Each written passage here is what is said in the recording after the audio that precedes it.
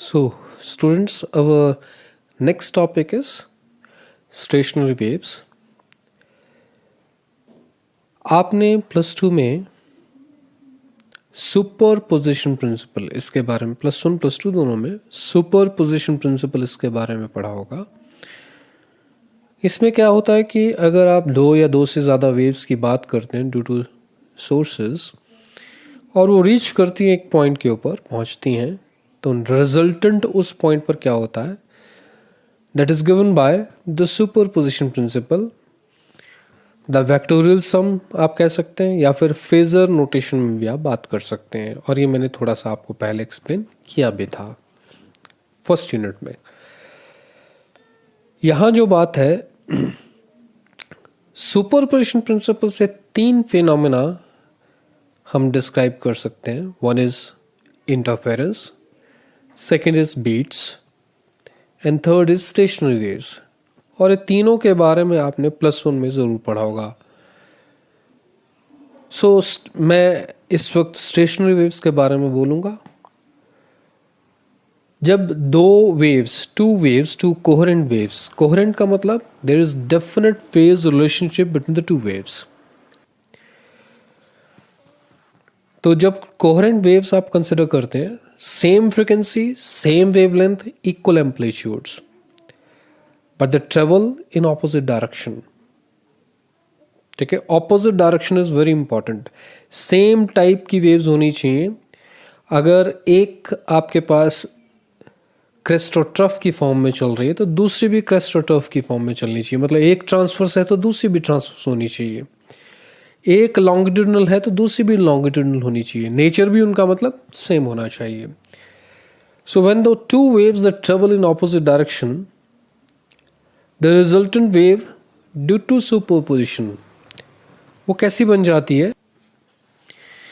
तो एक वेव आपके पास एक डायरेक्शन में, ठीक है, एडवांस कर रही है, टाइम के साथ एडवांस कर रही है। अगर किसी इंस्टेंट पर यहाँ आपके पास मैक्सिमा है, यहाँ आपके पास ज़ीरो, ये मिनिमा है, तो विद टाइम ये चेंज भी होगा, क्योंकि यहाँ क्या हो रही होंगी, ऑसिलेशंस हो रही होंगी। और एक वेव आपके पास सपोज इस डायरेक्शन में, फॉरवर्ड डायरेक्शन में है, और एक वेव आपके पास रिवर्स डायरेक्शन में है, उल्टी डायरेक्शन। तो इन दोनों का सम क्या होगा? ये उल्टी डायरेक्शन में मतलब रिवर्स डायरेक्शन में चली है, लेकिन दोनों का एम्पलीट्यूड सेम होना चाहिए, दोनों की वेवलेंथ सेम होनी चाहिए, दोनों की फ्रीक्वेंसी सेम होनी चाहिए। ये चीज़ें बिल्कुल क्लियर हो जाए। फिर जब इनमें super travelling in opposite direction, फिर जब इनमें सुपरपोजिशन होता है, then that results in stationary waves. होता क्या है, लूप्स बनती हैं। अगर मैं बात करूं तो यहाँ स्टेशनरी वेव्स में कुछ एक पॉइंट्स ऐसे होंगे, there will be certain points where amplitude zero, point oscillate ही नहीं कर रहा होगा, मतलब strain, it will be under strain, maximum strain होगा, और इनको नोड्स बोलते हैं। या आपने प्लस वन में जरूर पढ़ा होगा। और एंटी नोड्स कौन से पॉइंट्स होते हैं? जो एम्पलीट्यूड मैक्सिमम होता है और strain minimum, that means zero होता है। और फिर अकॉर्डिंगली, ठीक है, आप नोड्स की बात करके, आप एंटी नोड्स की बात करके, अभी एक्सप्लेन भी करेंगे हम। ट्रांसफर स्टेशनरी वेव्स हो सकती हैं, लॉन्गिट्यूडनल स्टेशनरी वेव्स हो सकती हैं। अगर आप ट्रांसवर्स वेव्स की सुपरपोजिशन करोगे, travelling in opposite direction, then the resulting wave, stationary wave, will be transverse stationary wave. और अगर longitudinal करोगे तो longitudinal stationary waves। और transverse stationary waves कहाँ प्रोड्यूस होती हैं? स्ट्रिंग्स में, हम एक्सप्लेन करेंगे। और longitudinal stationary waves कहाँ प्रोड्यूस होती हैं? एयर कॉलम्स में, open organ pipe, close organ pipe. ये आपने प्लस वन में जरूर पढ़ा होगा।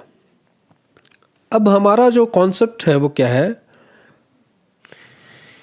कि सपोज एक स्ट्रिंग है और इसको मैंने टाइटली यहाँ, ठीक है, यहाँ टाइट नॉट है, टाइटली बांध रखा है, और यहाँ मैं ऑसिलेशंस प्रोड्यूस करता हूँ। तो ये ऑसिलेशन जो है आगे बढ़ेंगी और फाइनली इस पॉइंट पर रीच करेंगी। सपोज यहाँ क्रेस्ट पहुँचा। अब ये क्योंकि टाइट बाउंड्री है, डेंसर रीजन आप कह सकते हैं, तो इस क्रेस्ट को ये जो टाइट बाउंड्री है एक रिएक्शन देगी according to Newton's third law, to every action there is equal and opposite reaction. तो ये क्रेस्ट जो है जब ये रिवर्स डायरेक्शन में जाएगा तो ये ट्रफ में कन्वर्ट हो जाएगा, हमेशा याद रखिएगा। तो आप ऐसा भी बोलते हैं कि whenever there is reflection from denser medium it introduces a path change of lambda by 2, ठीक है, या फिर phase change of pi. Phase change of pi का मतलब वही है कि क्रेस्ट का ट्रफ बन रहा है, ट्रफ का क्रेस्ट बन रहा है, और path change of lambda by 2 उसका भी मतलब यही है कि क्रेस्ट का ट्रफ बन रहा है और ट्रफ का क्रेस्ट बन रहा है। लेकिन अगर ये मीडियम आपके पास फ्री है, ठीक है, सपोज ये रिंग लगा दिया मैंने और रिंग के साथ मैंने इस स्ट्रिंग को अटैच कर दिया। अब अगर वाइब्रेशन आगे जाएंगी तो जैसे ही यहाँ पहुँचेंगी तो ये टाइट बाउंड्री नहीं है, it's a rare medium in a way, ये रिंग ही ऊपर चल जाएगा। जैसे ही क्रेस्ट आएगा इट विल गो अप, और जब ये डाउन नीचे आएगा तो क्रेस्ट का क्रेस्ट ही वापस जाएगा। तो ऐसा कोई भी आपके पास फेज डिफरेंस या पाथ डिफरेंस इंट्रोड्यूस नहीं होगा when there is reflection from a rare medium. लेकिन जब डेंसर मीडियम से होगा तो ऐसा होगा। तो ये कॉन्सेप्ट आपके दिमाग में बैठ जाना चाहिए क्योंकि हम इसी के साथ चलेंगे। तो हम जो बात कर रहे हैं stationery waves produced on reflection from fixed and in a string. तो हम क्या कर रहे हैं, let the incident wave be represented by A sine omega t minus k x. A sine omega t minus k x क्यों लिखा, because हम कह रहे हैं the wave is travelling along positive x axis. अगर वेव पॉजिटिव एक्स एक्सिस के along travel कर रही है इंसिडेंट वेव, तो y incident that is a sine omega t minus k x. But the moment it gets reflected, जैसे इसका reflection होगा, तो मैंने आपको फ्रॉम डेंसर मीडियम, क्योंकि टाइट बाउंड्री है तो क्रेस्ट का ट्रफ, ट्रफ का क्रेस्ट बन जाएगा। और दूसरी बात, वेव नेगेटिव एक्सेस के लॉन्ग ट्रेवल करेगी। तो एक बात तो जहां omega t minus k x था वो हो जाएगा omega t plus k x. क्यों, the wave is travelling along negative x axis. साथ में कुछ ऐसा ही ए sine omega t plus k x होगा, लेकिन मैं नेगेटिव साइन के साथ चलूंगा, इसके साथ मैं नेगेटिव लगाऊंगा and that is the reflected. Negative क्यों, क्योंकि आपके पास क्रेस्ट का ट्रफ बन गया, ट्रफ का क्रेस्ट बन गया। दोनों में मुझे रिलेशनशिप ढंग से लेकर चलना है। तो अगर मैं इंसिडेंट वेव को ए sine omega t minus k x कहता हूं, तो रिफ्लेक्टेड वेव को मैं क्या बोलूंगा, माइनस। माइनस का मतलब क्रेस्ट का ट्रफ, ट्रफ का क्रेस्ट। और यहाँ omega t plus k x, इस प्लस का मतलब now the wave is travelling along negative x axis. ये चीज़ आपकी एकदम जहन में, दिमाग में बैठ जानी चाहिए। तो ये आपके पास इंसिडेंट वेव रिप्रेजेंट हुई, ये रिफ्लेक्टेड वेव रिप्रेजेंट हुई, और नेगेटिव साइन क्यों इंट्रोड्यूस हुआ ये मैंने आपको एक्सप्लेन कर दिया। तो अब हम सुपरपोजिशन प्रिंसिपल लगाते हैं नेक्स्ट पेज के ऊपर। तो सुपरपोजिशन प्रिंसिपल, इसका मतलब है मैं दोनों का सम करूंगा, ए आपके पास कॉमन आ जाएगा, ये आपके पास इंसिडेंट वेव है, ये आपके पास रिफ्लेक्टेड वेव है, ए कॉमन आ जाएगा, और साइन सी, ये सी क्या बन जाएगा, omega t minus k x, minus sine D, D आपके पास क्या बन जाएगा, omega t plus k x, और sine C minus sine D, ये आपको पहले से पता है, minus two sine D minus C divided by 2 into cos C plus D divided by 2। जब आप ये फॉर्मूला लगाएंगे तो आपके पास क्या बनेगा, -2, ठीक है, ये -2, ये -2 sine D minus c, that means omega t plus k x minus omega t minus k x. तो ओमेगा टी से ओमेगा टी कैंसिल हो जाएगा और के एक्स, और ये माइनस का प्लस हो जाएगा, ठीक है, क्योंकि हम सब्ट्रैक्शन की बात कर रहे हैं। तो 2 के एक्स हो जाएगा, के x minus minus k x is 2 के एक्स, तो 2 के एक्स डिवाइडेड बाई 2, बिकॉज हमने ये नीचे 2 से डिवाइड भी करना है। उसके बाद कॉस सी प्लस डी, सी आपके पास ये है, प्लस ये हो जाएगा, तो के एक्स से के एक्स कैंसिल हो जाएगा क्योंकि आप ऐड कर रहे हो। तो omega t plus omega T 2 omega T हो जाएगा डिवाइडेड बाई 2, दैट मीन्स आपके पास ये कॉस ओमेगा टी बन जाएगा। तो this will be cos omega t, ये लिख दिया हमने, and this will be sine k x, ये लिख दिया हमने। और इस केस में जो टाइम के साथ वेरिएशन है वो ये है ओमेगा टी, ठीक है, और एक्स के साथ वेरिएशन ये है। ये अलग अलग हो चुके हैं। टाइम का वेरिएशन आपके पास कॉस की फॉर्म में है और जो एक्स के साथ वेरिएशन है वो, ठीक है, वो साइन फॉर्म में है। तो टाइम के साथ जो है वो ऑसिलेटरी पार्ट बताएगा और इसके साथ जो ये चीज़ है that will represent the resultant amplitude, ठीक है। ये आपके पास एम्पलीट्यूड बनेगा किसका, the resultant wave on superposition. तो वो आपके पास एम्पलीट्यूड किसके बराबर निकल के आया, that is -2a sin kx, -2a sin kx। अब आपको पता है intensity is directly proportional to amplitude square, तो intensity is K is constant proportionality, और एम्पलीट्यूड आपके पास क्या है, -2a sin kx, तो 2 का 4 a का स्क्वायर साइन स्क्वायर, तो ये आपके पास इंटेंसिटी बन गई। एक चीज देखने वाली क्या है, क्योंकि आपके पास जो एम्पलीट्यूड है वो साइन के एक्स की फॉर्म में आया, इसका मतलब है एम्पलीट्यूड एक्स के साथ वेरी करेगा along the length of the string, ठीक है। स्ट्रिंग की लेंथ के अलोंग एम्पलीट्यूड वेरी करेगा, ठीक है, डिफरेंट एक्स के ऊपर, ठीक है, एम्पलीट्यूड डिफरेंट होगा। और फाइनली आपके पास कुछ लूप्स बनेगी ऐसे, तो ये पॉइंट्स हमेशा नोड्स होंगे, इनका एम्पलीट्यूड 0 होगा, ठीक है, और यहाँ एम्पलीट्यूड आपके पास मैक्सिमम होगा, they will be called anti nodes. ये एंटी नोड्स होंगी और ये नोड्स होंगी, ये आपने पहले भी कुछ +1 में पढ़ा हुआ है, लेकिन फिर भी। और बीच में आप वेरिएशन बताएंगे, एम्पलीट्यूड का वेरिएशन, मतलब अगर इस पॉइंट की बात की जाए तो इसका एम्पलीट्यूड इससे आगे नहीं होगा, ये पॉइंट इससे आगे नहीं जाएगा और इससे नीचे नहीं जाएगा, ठीक है। There will be variation of the amplitude along the X, along the length. तो वही चीज़ है, तभी आपके पास कुछ पॉइंट्स हमेशा क्या है, स्टेशनरी नजर आ रहे हैं, क्योंकि आपके पास एम्पलीट्यूड जो है वो वेरी कर रहा है विद एक्स। तो एम्पलीट्यूड के वेरिएशन की वजह से ऐसा है। तो जैसे साइन के एक्स आपके पास निकल के आया, तो कुछ एक्स की वैल्यूज के लिए साइन के एक्स 0 हो जाएगा, तो वो एम्पलीट्यूड आपके पास 0 हो जाएगा। इंटेंसिटी भी आपके पास क्या हो जाएगी, 0 हो जाएगी। तो उनको हम क्या बोलेंगे, नोड्स। और कुछ एक के लिए एम्पलीट्यूड आपके पास क्या हो जाएगा, मैक्सिमम हो जाएगा, तो इंटेंसिटी भी मैक्सिमम हो जाएगी and they will be called anti nodes.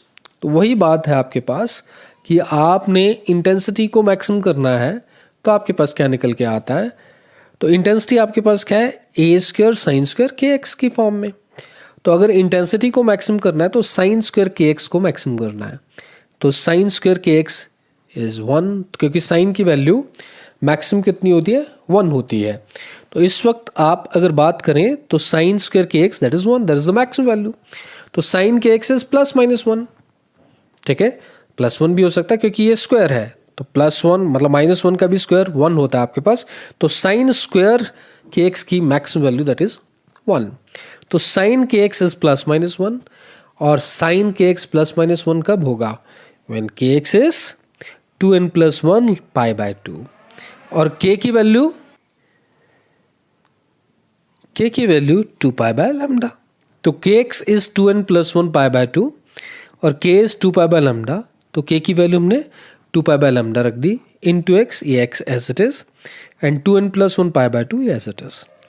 अब आप x की वैल्यू पर कॉन्सन्ट्रेट कर, पाई से पाई क्या हो जाएगा, कैंसिल हो जाएगा, ये 2 नीचे आ जाएगा तो क्या बन जाएगा, 4 बन जाएगा, लैम्डा ऊपर चल जाएगा, तो x की वैल्यू 2n+1 λ/4।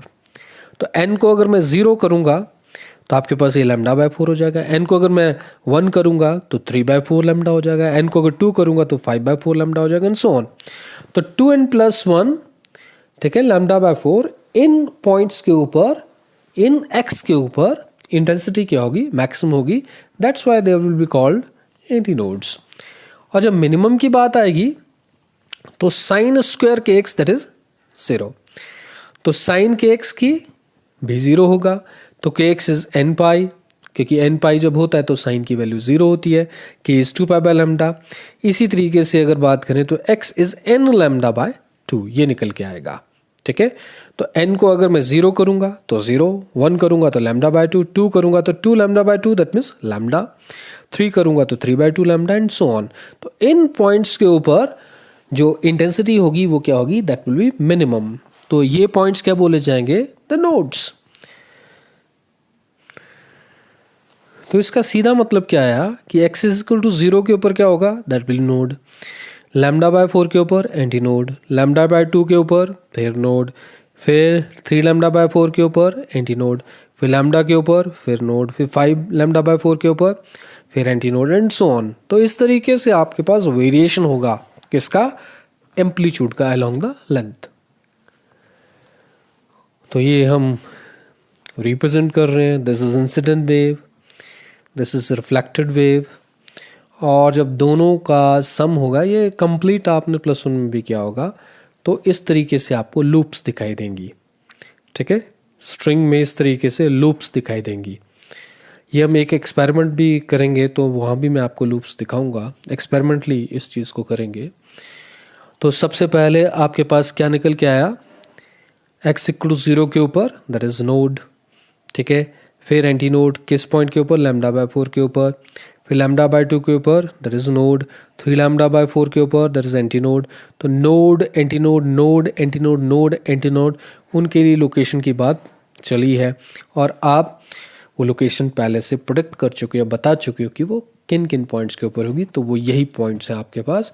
तो इस तरीके से आप स्टेशनरी वेव्स के बारे में बता रहे हो, स्टेशनरी वेव्स, वाई लगा लेना यहाँ। और अगर मैं स्ट्रिंग में डिफरेंट मोड्स होते हैं, डिफरेंट तरीके जिसमें वो स्ट्रिंग वाइब्रेट कर सकता है। तो अगर मैं उन डिफरेंट तरीकों की बात करूं, तो अगर मैं कहूं कि ये मेरे पास स्ट्रिंग है, what is the least possibility कि दोनों एंड्स के ऊपर नोड्स हों और बीच में एटलीस्ट एक एंटी नोड जरूर हो। ठीक है, तो इस तरीके से बात हम लगा के चलेंगे।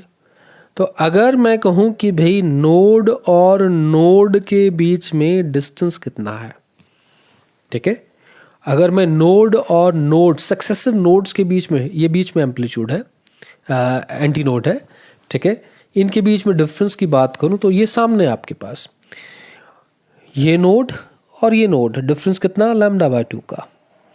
ठीक है, एंटी नोड और एंटी नोड के बीच में 3λ/4 माइनस λ/4, इट्स अगेन λ/2।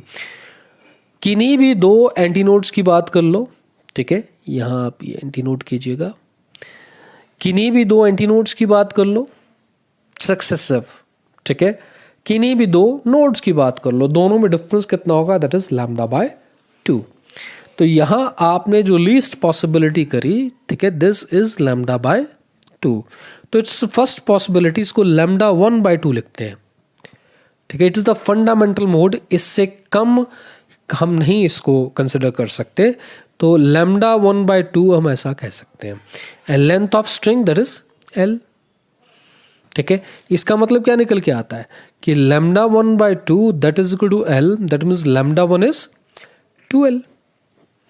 तो आप वेवलेंथ को लेंथ ऑफ स्ट्रिंग की फॉर्म में जरूर लिख पाएंगे। This is the fundamental mode. ठीक है, ये तरीका क्या है, दिस इज द फंडामेंटल, इससे छोटा तरीका पॉसिबल नहीं है। तो आप अगर फ्रीक्वेंसी की बात करें, आपको पता है velocity is frequency into wavelength, तो frequency is velocity by wavelength. और अगर मैं अब वेवलेंथ की बात करूं, इस केस में λ1 दैट इज 2L। ठीक है, तो यहाँ λ1 को आप मतलब 2L कंसिडर कर सकते हैं, तो v/2L आ जाएगा। और जहाँ तक वेलोसिटी का सवाल है, ये आपने पढ़ा होगा कि वेलोसिटी स्ट्रिंग्स के केस में कितनी होती है, √T/m। तो आप जहाँ v है उसको √T/m कह सकते हैं। तो ये पहले मोड के लिए क्या हो जाएगा, v की वैल्यू √T/m और λ1 की वैल्यू 2L। तो this is the frequency of the first mode which is 1/2L √T/m। जो सेकंड तरीका पॉसिबल है वो क्या, for the same length, for the same length एक और नोड और एक और एंटी नोड। तो यहां लूप्स दो हो जाएंगी, लेंथ सेम है L, ठीक है, स्ट्रिंग वही है लेकिन अब तरीका और है। तो अगर आप कहें ये कैसे बनेगा, तो जो स्ट्रिंग है यहां, इसको एकदम मैं अगर बीच से, ठीक है, प्लग करता हूं, खींचता हूं, तो आपके पास ये फंडामेंटल मोड डेवलप होगा। और अगर यहाँ जैसे से मैं करता हूँ तो आपके पास ये नेक्स्ट मोड डेवलप होगा, और नेक्स्ट मोड को बोलते हैं दैट इज फर्स्ट ओवरटोन, और या तो फर्स्ट ओवरटोन इसको बोलेंगे या फिर सेकंड हार्मोनिक बोलेंगे। जो फंडामेंटल मोड है दैट इज फर्स्ट हार्मोनिक, ठीक है। उससे next possibility that is second harmonic और फर्स्ट ओवर, ठीक है। ये पहली ओवर हुआ ना, तो इसलिए फर्स्ट ओवरटोन इसको बोला जाएगा। तो यहां अगर बात करें तो देखो नोड नोड नोड, तो आपके पास node to node distance that is lambda by 2, फिर node to node that is lambda by 2, तो टोटल क्या हो जाएगा दैट इज लैम्डा। लेकिन इस केस में हम लैम्डा की बजाय क्या लिखेंगे लैम्डा 2, ठीक है। Lambda 2 that is equal to L. तो यहां अगर मैं फिर फ्रीक्वेंसी की बात करूं, फ्रीक्वेंसी के लिए एक्सप्रेशन v बाय लैम्डा, और लैम्डा इज लैम्डा 2 और लैम्डा 2 इज एल, और v की value under T by M, तो आपके पास क्या बनेगा it will be under T by M divided by L. तो 2 से मल्टीप्लाई 2 से डिवाइड कर रहे हैं साथ में हम, बात अलग, इसलिए ताकि मैं इसको पहले वाली फ्रीक्वेंसी के साथ कोरिलेट कर पाऊँ। तो जो F2 है frequency in the second mode first overtone that is twice the frequency of the fundamental mode, ठीक है। फिर अगर मैं थर्ड में जाऊं, ठीक है, तो एक और नोड और एक और एंटी नोड, तो इसमें देखिए node to node lambda by 2, node to node lambda by 2, node to node lambda by 2, तो 3 लैम्डा बाय 2 हो जाएगा, and that is equal to L. अगर ऐसी बात है तो एल आपके पास 3 lambda by 3, 3 lambda 3 by 2, lambda 3 इस लिखा बिकॉज थर्ड मोड है, तो लैम्डा 3 इज 2l बाय 3, इसकी वैल्यू फिर वहीं आप इस फार्मूले में सब्स्टिट्यूट करेंगे। Now the frequency is 3 times the fundamental mode. तो आपके पास कौन कौन सी फ्रीक्वेंसीज निकल के आई, F1 निकल के आई, 2F1 निकल के आई, 3F1 निकल के आई। नेक्स्ट पॉसिबिलिटी आपके पास क्या हो जाएगी that is 4F1 so on so fourth. तो ये जो फंडामेंटल मोड है या फर्स्ट हार्मोनिक है उसमें फ्रीक्वेंसी F1 है। जो आपके पास सेकेंड फंडामेंटल मोड है या फिर फर्स्ट ओवरटोन है उसमें frequency twice the frequency of the fundamental mode है, और जो थर्ड हार्मोनिक है या सेकेंड ओवरटोन बोल सकते हैं इसको, उसमें फ्रीक्वेंसी 3 टाइम्स है। तो ये एक चीज़ आप दिमाग में रखिएगा कि अगर मैं nth हार्मोनिक की बात करता हूँ it will B n times F1, frequency of the nth harmonic it is Fn that is n times F1, ठीक है। या फिर ओवरटोन कहता हूँ तो 1 माइनस कर लेना, क्योंकि थर्ड ओवरटोन आपके पास अगर देखी जाए तो वो कौन सी हार्मोनिक है, rather second harmonic is first overtone, third harmonic is second overtone and so on so forth। तो अगर हार्मोनिक की टर्म में बोलेंगे तो अगर ओवरटोन की टर्म में बोलेंगे तो एक माइनस कर लेना, अदरवाइज अगर मैं फंडामेंटल मोड में बात करता हूँ तो n टाइम्स हो जाएगा, दैट्स ऑल।